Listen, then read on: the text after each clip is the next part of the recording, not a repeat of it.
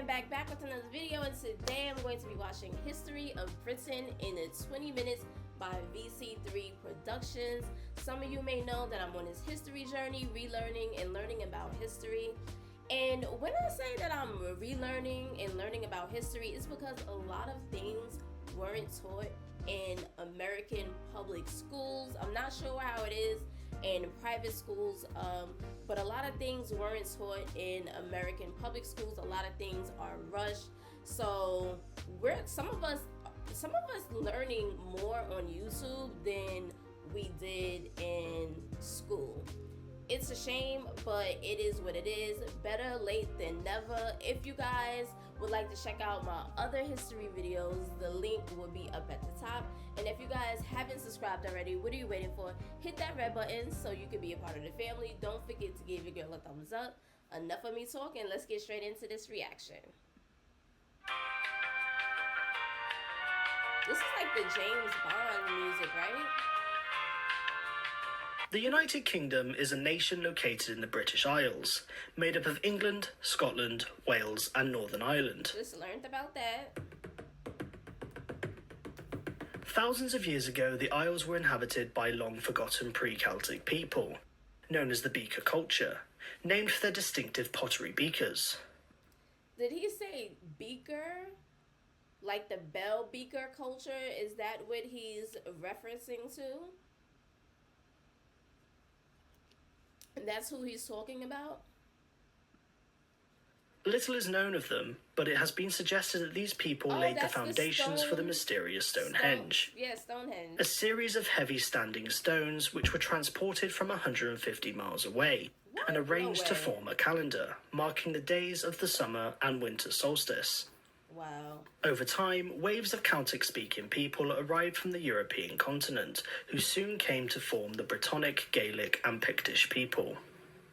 These people were not a unified people, but were rather many tribes who shared a similar pagan religion, language and culture. The Romans invaded, conquering what's now England and Wales, but failed to conquer the Pictish tribes to the north. The Romans launched several campaigns into this land they called Caledonia. However, their fortifications were soon overrun and abandoned, and they retreated to Hadrian's Wall. Their conquered lands were incorporated into the Roman Empire, becoming the province of Britannia. They brought Roman customs and laws, improved infrastructure, and connected many towns and cities with Roman roads. When the Romans left, there was a great migration of Germanic tribes. These were the Jutes, Angles and Saxons, with their language Old English. Their settlement pushed many Britons to areas in Wales, Brittany and a kingdom known as Dumnonia, while Scotland eventually evolved into 4 kingdoms. The smallest of these were the Scots, who were originally from Ireland, the Britons of Strathclyde, the Anglo-Saxon kingdom of Bernicia and the Picts of Alba. For unknown reasons, the Jutes disappeared from history, but the Angles and Saxons eventually formed 7 kingdoms. Wessex, Sussex, Kent, Essex, East Anglia, Mercia and Bernicia became Northumbria. After the collapse of Dumnonia, the remaining territory of Cornwall fought against the powerful kingdom of Wessex. Cornwall eventually fell under the control of Wessex, but it managed to keep its own culture. Wales at this point was also made up of several separate kingdoms, the largest being Gwynedd in the north, Powys in the east and Dyfed to the south. The British Isles soon saw numerous Norse raiders from Scandinavia. These were the Vikings, and they began settlement on many of the Scottish Isles, the Isle of Man, and they even founded the city of Dublin in Ireland. I thought the Vikings invaded Europe in AD, so not in AD, it's CE? I thought it was AD that they invaded, like, you know, a lot of parts in Europe. Or maybe I'm just mistaken. But I could have sworn I just watched the video that explained that the Vikings did take over or invade Europe in AD. The Scots and the Picts then decided to unite under Kenneth MacAlpine to form the Kingdom of Alba. The Kingdom of Alba grew strong over the years, and eventually Strathclyde was brought into the fold. Meanwhile, Danish Vikings arrived in the Anglo-Saxon kingdoms for conquest. After fighting the King of Wessex, Alfred the Great, the Danelaw was formed, a land where the laws of the Danes held influence over the Anglo-Saxons, controlling the region and its affairs. The Anglo-Saxons eventually defeated the last Viking king of York, Eric Bloodaxe, and Athelstan became the first king of the English. Although, the newly formed Kingdom of Denmark would conquer England and even found a short-lived Danish dynasty under Canute. The Norsemen had a dramatic impact on the Isles, so it's no wonder some words in the English language have Norse origin. Is that the Viking After defeating formidable sea raiders from Ireland, the Western Isles, Scandinavia and Anglo-Saxon forces from Mercia, Griffith ap Llywelyn subdued his rivals in southwest Wales. Llywelyn became the only Welsh king ever to rule over the entire territory of Wales. He was defeated by the English Earl Harold Godwinson and killed by his own men, leading to the Welsh kingdoms splitting apart once more. At the death of Edward the Confessor, there was a succession dispute between four claimants. Oh, hold on 1 second. At the death of Edward the Confessor, there was a succession dispute between William of Normandy, Edward, okay. Between four claimants. Harold Godwinson was elected as king, and managed to defend England from an invasion by the Norwegian king Harald Hardrada. However, Harold had to march his armies south to defend against Duke William of Normandy, who had crossed the English Channel. According to tradition, at the Battle of Hastings, Harold was killed by an arrow to the eye, and the Norman invaders were victorious. Wow, that's so The new King William defeated a number of rebellions, built a new design of castles called moat and baileys, and introduced a number of reforms, like trial by combat and the Domesday Book. The Norman dynasty invaded into South Wales and parts of Ireland, creating the Lordship of Ireland. At court, nobles spoke and conducted sessions in the Anglo-Norman language, which endured for centuries and left an incredible mark in development of modern English. After a brief civil war, Henry II would marry Eleanor of Aquitaine, establishing the Angevin Empire, beginning a long rivalry against France. Richard the Lionheart defended much of this territory and also became a central Christian commander during the Third Crusade, achieving considerable victories against his Muslim counterpart, Saladin. Under King John, heavy taxes were imposed on his barons in order to pay for his expensive foreign wars. Taxes. The barons rebelled and forced John to sign the Magna Carta, a charter that established the principle that everyone was subject to the law, even the king, guaranteeing the rights of individuals, the right to justice, and the right to a fair trial. Most of North Wales remained independently ruled by several Welsh princes until 1216, when Llewellyn the Great became the ruler of the Principality of Wales. This would be the case until Edward I, who conquered Wales in 1284, effectively becoming part of England. At the death of King Alexander III, Scotland was left with 14 rivals for succession. To prevent civil war, the Scottish magnates asked Edward I of England to elect a claimant. John Balliol was elected king, but was constantly undermined by Edward, who opposed Scottish independence. Edward decided to launch several campaigns to conquer Scotland and depose King John, to which he acquired the nickname Hammer of the Scots. Under a brave Scottish knight, William Wallace, the Scots mounted resistance against the English, defeating them at the Battle of Stirling Bridge.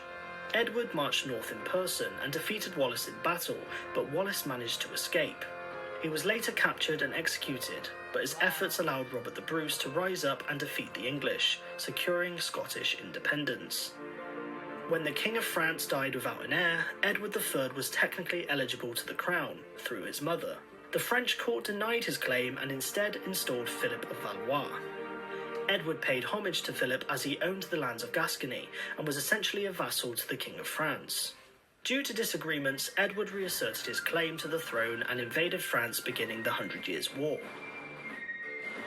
The English achieved notable victories at the Battle of Crecy, Poitiers and Agincourt thanks to the technical superiority of the longbow, but was unable to conquer the French with the appearance of Joan of Arc, who lifted the French spirit and turned the tide of the war. Upon the death of Edward III, an entire generation was skipped in the line of succession, which prompted bitter rivalry between several claimants. Most notably were the houses of York and Lancaster. Tensions were high until a bloody age of warfare erupted between these two factions in the Wars of the Roses. It's so in-depth and complicated, this period will likely become a video of its own. So that the War of the Roses, is that I think it's called the White Rose War? I think someone wanted me to watch a video on that. Is it the White Rose War or is it the Red Rose War? I think so. Comment down below. I know someone wanted me to do a video on that as well. The wars ended with the arrival of the Tudor dynasty. Henry VIII, wanting a divorce, split with the church, creating his own Church of England. This ultimately led to a series of religious differences between future English monarchs. In between his 6 wives and naval adventures, Henry gave Wales representation in Parliament and created the Kingdom of Ireland, but realistically he only controlled an area known as the Pale. In addition, Henry's paranoia and suspicion amounted to tens of thousands of executions, including his friends and wives. I know that. During the 16th century, the largest and most powerful empire was Spain, under King Philip II. England, under Elizabeth I, were helping Dutch rebels reject Spanish rule, and many English privateers were also intercepting Spanish silver on its journey back from the New World. This angered the Spanish king, and the final straw came when Elizabeth had Mary, Queen of Scots, executed, because she did not want Scotland falling under Catholicism. The Spanish Armada, consisting of 130 ships, was deployed to invade England. At the Battle of Gravelines, an English victory forced the Spanish fleet to sail around the British Isles before storms in the north of Scotland destroyed the remaining ships. In retaliation, the English, led by Sir Francis Drake, amassed their own armada to invade Spain, but this too became a failed endeavour. Born in this period, William Shakespeare became a renowned poet, playwright and actor who contributed significantly to English literature. When Queen Elizabeth of England died without an heir, her closest male relative was James VI of Scotland. James was elected as King of England and Scotland in a personal union, although the countries remained separate political entities. As the first monarch to rule the entire island of Great Britain, several assassination attempts were made by Catholic conspirators. One such assassination attempt was the gunpowder plot by Guy Fawkes, who tried to blow up Parliament. After a failed colony known as Roanoke, England established a successful colony known as Jamestown, which would eventually evolve into the 13 colonies. At first, expeditions to the New World were mainly driven by religious motives, which were predominantly to convert the natives to their faith. But colonies became more profitable, as demand for New World crops like tobacco and sugar increased. British ships also made a monopoly on the transportation of captive African slaves that crossed the Atlantic to the Americas. Millions of Africans were shipped in cramped, horrific conditions to work on brutal plantations in the Americas, and essentially became property to their masters. For 300 years, this practice continued in the British Empire until it was fully abolished in 1833. This period also saw a wave of plantations in Ireland, where Irish lands were confiscated and given to English and Scottish settlers. Tensions would rise between Charles I and Parliament. Following disagreements, conflicts between royal and parliamentary authority within England led to the English Civil War. The country became divided between parliamentarians, known as the Roundheads, and royalists, known as the Cavaliers. Under Oliver Cromwell and the New Model Army, the parliamentarians defeated Charles and executed him for treason. Cromwell became Lord Protector and dissolved the monarchy, but shortly after his death it was restored under Charles II. Charles II married Catherine of Braganza, and when she arrived from Portugal, she introduced the greatest beverage of all time: tea. Tea had been used by China for centuries, but its arrival in the 17th century captured the interest of the English aristocracy and soon captivated every other Englishman. In 1685, a Catholic James II became king in a largely Protestant nation. James's daughter Mary and her Dutch husband William were both Protestant, and many nobles unhappy with the Catholic king invited William to become king. William found considerable support when he invaded, and he was soon crowned King William III in what became known as the Glorious Revolution. Although William's supporters dominated the government, there remained a significant following for James II in the Scottish Highlands. Clan MacDonald of Glencoe was one such group who had not been prompt in pledging allegiance to the new monarch. For this reason alone, 38 members of the clan were murdered in what became known as the Massacre of Glencoe. After Scotland's failed colonial endeavours in Nova Scotia and Panama, and an economic crisis in the 1690s, there was a union between England and Scotland, forming the United Kingdom of Great Britain. The House of Stuart had ruled Britain for just over a century, but ended with the death of Queen Anne. Sophia of Hanover was the granddaughter of James I, and her son George became king. Great Britain soon found itself drawn into several European wars, most notable being the War of the Spanish Succession and the 7 Years' War. Victories in these wars resulted in territory for the empire, particularly in North America, although it resulted in considerable debt. In order to make up for this debt, King George III ordered heavy taxes be placed on the 13 colonies. This, among other reasons, culminated into the American War of Independence, and with financial help from France and Spain, the Americans were victorious. The East Indies Money has been the root of all evil since the beginning of time.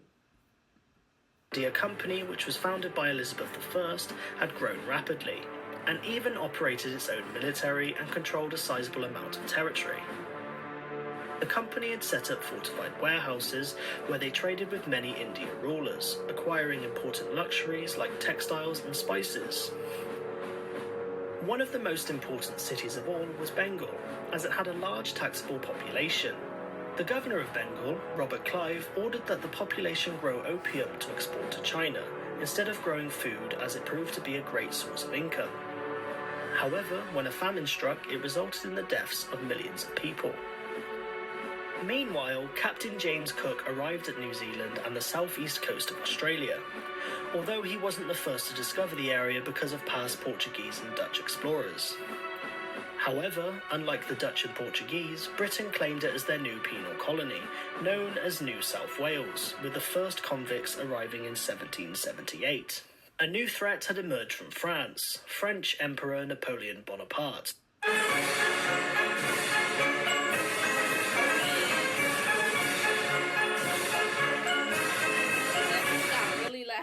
Napoleon had come to dominate most of Europe, but Britain's advantage was that she was an island, and the Royal Navy had become a major force at sea.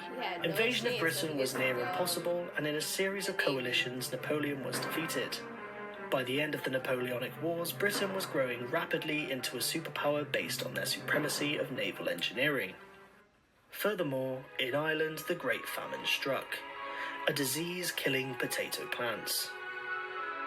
Ireland, which had merged with Britain, relied heavily on this crop for food.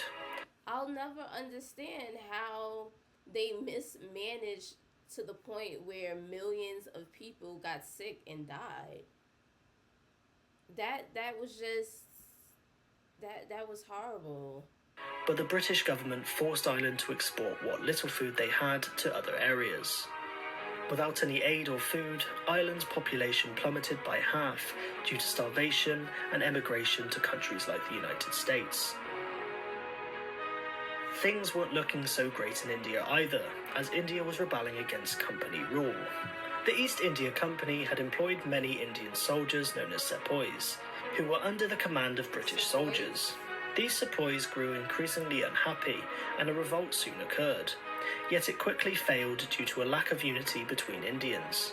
After the rebellion, the British government took direct control, with Queen Victoria being declared Empress of India. During the 19th century, the world was forever changed by the Industrial Revolution. Society was transformed by technological advances and increasing mechanization, and would launch Britain to global dominance. Some of the greatest innovations and inventions were the sewing machine, the fire extinguisher, steam-powered engines and turbines, the electric motor and photography.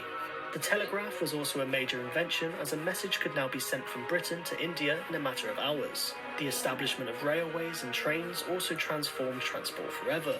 Instead of Wait, hold on. The British invented trains? Okay, Britain.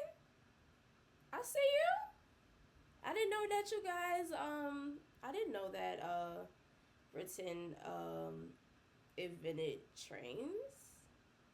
Big shout out to y'all, okay? Travelling days by horse and carriage, it now only took a matter of hours by train. Engineering and communication advances not only united the empire, they triggered a manufacturing boom like no other. People flocked from rural areas to city centres for jobs. Productivity reached an all-time high, but the consequences of mass migration resulted in extremely cramped and polluted cities. However, with these problems that were generated, it resulted in an improved sewage system. Newcastle focused on shipbuilding, Manchester the cotton industry, Liverpool became a major trading centre, Middlesbrough fixated itself on iron and steel works, the presence of iron ore, limestone and large coal deposits in the West Midlands and South East Wales prompted the establishment of ironworks, and Scotland boomed in the linen industry. The Victorian era also saw a major change in society, as families from the poorest backgrounds gained access to education, although it was much stricter than today's standards. The 1860s also saw the rise of the greatest food combination ever, fish and chips. Towards the end of the 19th century, European powers came together at the Berlin Conference to divide some fish and chips with some hot sauce, some ketchup. Okay. Africa between them. A group in South Africa known as the Boers, who were originally Dutch settlers, proved difficult for the British. The Boers lived in two nations, the Free Orange State and the Republic of Transvaal, and both resisted British rule using guerrilla warfare. To counter this, the British placed many women and children in their tens of thousands into concentration camps, where many died from starvation and disease. Britain became a major player in the First World War, and many men proudly volunteered to serve and protect their country. The Great War, as it was called, saw the use of new technology, such as dreadnoughts, warplanes, artillery, machine guns, grenades, chemical weapons, bolt-action rifles, and the first use of the tank. Many faced horrific conditions in the trenches and witnessed gruesome battles. Millions died, and many returned home shell-shocked by what they had seen. The empire reached its territorial height in 1921 after gaining territory from Germany and the crumbling Ottoman Empire. The empire now ruled over 400 million people and controlled 1/4 of the world's landmass. But the reality was, Britain could no longer afford to build bases or ships to defend its empire as it had before 1914. Ireland finally managed to break away from British rule and formed the Irish Free State, and shortly after became a republic. The Second World War was more brutal and horrific than the First. Most of Europe had fallen under German occupation, and under Prime Minister Winston Churchill, Britain stood strong during the Battle of Britain and the Blitz. Britain were extremely successful at intercepting and decoding enemy communications, with the likes of Alan Turing, who cracked the German Enigma code. The war ended with an Allied victory, but many nations within the empire felt a desire for independence, and it was clear the empire was about to break. India was one such nation who were ready to declare their independence. Mohandas Gandhi practiced a non-violent approach, and this proved successful, as shortly after India gained independence. The Commonwealth of Nations was formed to improve relations and economic ties with former colonies.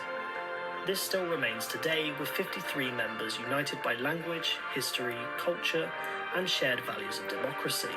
The British Empire officially ended with Hong Kong, Britain's last colony, being handed over to China in 1997. The empire committed many atrocities on many different people, imposing their culture and civilization while often wiping out native ones. On the other hand, this brought about globalization and the uniting of the modern world. And without such innovations and industrialization, the world might have been a very different place. The United Kingdom suffered a small economic recession in 2008, but has since recovered. It is a multicultural society, with each region retaining a presence of its history and culture. Can't wait to visit one day. If you ever visit, look out for the Welsh cake, the haggis, the whiskey, the Chelsea bun, the parmo, the Cumberland sausage, the Yorkshire pudding, or the Cornish pasty. The UK remains a member of NATO, United Nations, and the World Trade Organization, and uses the pound currency. In 2016, a referendum resulted in 51.9% of voters in favour to leave the European Union. although the countries within the United Kingdom became divided on the matter, leading to the many questions of its future unity. Thank you for watching. Let us know your thoughts in the comments, like, subscribe, follow us on Twitter, support us on Patreon. Have a good one.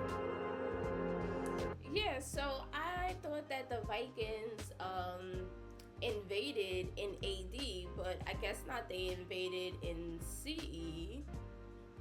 And how can, I believe they said that a grandson became the king?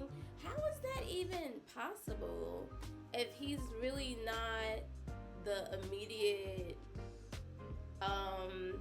heir? Like, I don't know. I don't get that part. That I really don't understand that part. Yeah, comment down below. Let me know your thoughts and opinions. Don't forget to give your girl a thumbs up, and I'll see you guys in the next video.